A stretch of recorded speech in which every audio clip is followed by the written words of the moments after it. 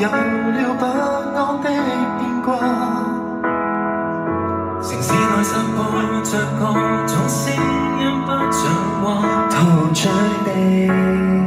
猜測將會有誰稱霸生存遊戲，應該怎招架？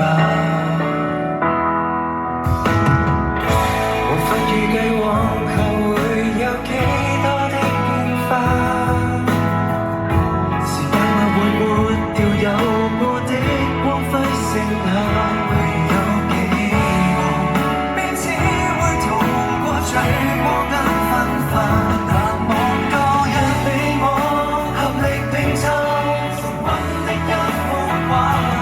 約定最終不